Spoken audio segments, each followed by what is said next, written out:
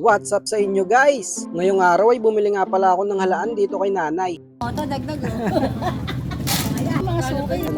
Ang bait ni nanay kasi dinagdagan niya pa ako ng isang dakot na halaan na binibenta niya. Igigisa ko nga pala to at lalagyan ko ng malunggay. Lagi kasi itong nire-request ng misis ko. Dinaig pang naglilihi guys. Buti na lang may nakita akong nagtitinda nito kaya pinagbigyan ko na. Kaya tara guys, samahan nyo na naman ako sa aking trip for today's video. At ayun na nga guys, didiskarte nga muna ako ng pambili kaya nagrasyon muna ulit ako ng sampagita. Pumunta na nga kagad ako dito sa subdivision na nararasyonan ko. Hindi nga pala basta-basta nakakapasok dito, kaya binigay ko na kagad dyan sa guard yung ID ko. Binigyan ko na nga rin yung guard ng libreng sampagita para malakas tayo sa kanya. At dito nga inabutan ko na nakatambay yung suki ko sa harap ng bahay niya. Kaya dinalan ko na kagad siya. Saglit nga lang pala ako magrarasyon ngayon. Hindi kasi kumukuha yung ibang mga suki ko pag biyernes. Kaya 2 balot lang ng sampagita yung daladala ko. Nakakatuwa lang guys kasi sa tuwing rarasyonan ko sila ay palagi silang nakangiti. Kaya sinisipag akong magrasyon sa kanila palagi. Tulad nito ni kuya guys, napakaganda ng ngiti kapag nirarasyonan ko siya. Napakasarap talaga sa pakiramdam na ganyan sila palagi kapag nirarasyonan ko sila. Nakakatanggal talaga ng pagod yung mga ngiti nila. Sana nga'y wag silang magsawa sa akin na bumili ng sampagita. At dito nga'y sumobra pa ng 5 piso yung bayad sa akin ni ate. Sobra te. Sobra pa. Sobra 5 te. Thank you po. Honesty is the best policy, ika nga. Kaya kahit maliit man o malaki, kailangan pa rin nating ibalik kapag sumusobra yung bayad nila. Kaya kahit hindi alam ng kapwa natin, wag na wag nating gagawin na isahan sila. Nakikita kasi ng nasa itaas kung ano man yung ginagawa natin araw-araw. At dito nga, ipaubos na yung mga dala kong sampagita. Kaya dadaan muna ako sa isa kong suke para manguha ng kalamyas. Isdang sapsap nga pala kasi sana yung bibilin ko. Ipapangat ko nga sana at lalagyan ko ng mga kalamyas. Napakasarap kasi nun guys. Lalong-lalo na sa mainit na kanin. Napakatagal ko nang hindi nakakapagluto nun. Kaya dali-dali na nga pala akong nanguha nitong mga kalamyas. Kaso guys, sa kasamaan palad, wala akong mahanap na nagbebenta ng sapsap. Kaya halaan na lang yung binili ko. Total, lagi namang request ni misis to. 100 lang.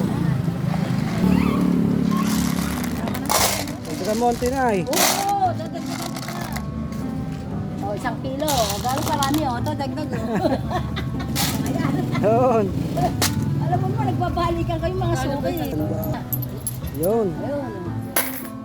At ayun guys, napakabait ni nanay at napakamasayahin pa. Dinagdagan niya pa ako ng isang dakot na halaan na binibenta niya. At dito guys, bumili na nga pala ako ng mga isasama ko dito sa halaan. Dahon ng sili nga pala sana yung ilalagay ko dito. Kaso wala daw silang tinda kaya malunggay na lang yung binili ko. Lalagyan ko nga rin pala ng miswa to guys. Kaya umuwi na nga kagad ako para makapagluto na.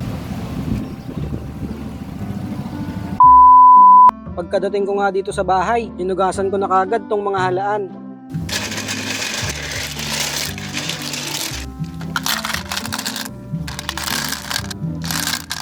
Hinimay ko na nga rin pala tong malunggay na nabili ko kanina. Wala na rin kasi akong makuwanan ng dahon ng malunggay dito sa amin. Kaya bumili na lang muna ako. Hiniwa ko na nga rin pala tong mga rekado na gagamitin ko. At bago ko nga pala makalimutan, shoutout muna kay Ade Verdadero Salvacion ng Baybay Calabanga, Camarines Sur. Shoutout din kay Mumay Pani Videos. At shoutout din sa ate ko na palaging nanonood at laging nagsishare ng mga video ko. At syempre shoutout din sa mga taga-Alima na palaging nanonood sa mga video ko. Lalong-lalo na guys sa mga kaibigan ko. Maraming salamat po sa walang sawang suporta nyo sa akin. God bless po at ingat po tayong lahat. At kung gusto nyo nga rin palang magpa-shoutout ay mag-comment lang po kayo sa comment section. I-comment nyo rin po kung taga saan kayo para malaman ko po kung hanggang saan umaabot yung mga video ko. At kung nagustuhan nyo nga pala tong video na to guys ay huwag nyo kalimutang i-share. Paki-like and follow na nga rin po pala ng aking page. Marami pong salamat. Napakalaking tulong po nun guys lalo na sa mga katulad kong nag-uumpisa pa lang sa ganitong larangan. At sa mga katulad kong small content creator pa lang, huwag na huwag po tayong susukot, ipagpatuloy lang kung ano yung mga nasimulan. Huwag na huwag po tayong maiinip. Balang araw ay magbubunga din lahat ng ating mga pinaghihirapan. At balik na nga tayo dito guys sa ating pagluluto. Nilagyan ko na nga ng mga pampalasa yan. Minekos-mekos ko lang saglit pagkatapos ay tinakpan ko muna. Pakuluan nga lang muna natin saglit. At nung kumukulo na nga nilagay ko na kagad tong miswa. Napakasarap nito guys kaya magluto na rin po kayo nito. Lalong-lalo na guys sa mga nagpapa-breastfeeding. Bagay na bagay po sa inyo to kasi nakakapagpadagdag po to ng gatas. At dito sa part na to guys ay naghahain na ako para makakain na kami. Kaya tara guys, kain muna po tayo. Thank you na naman po Lord sa blessing ngayong araw.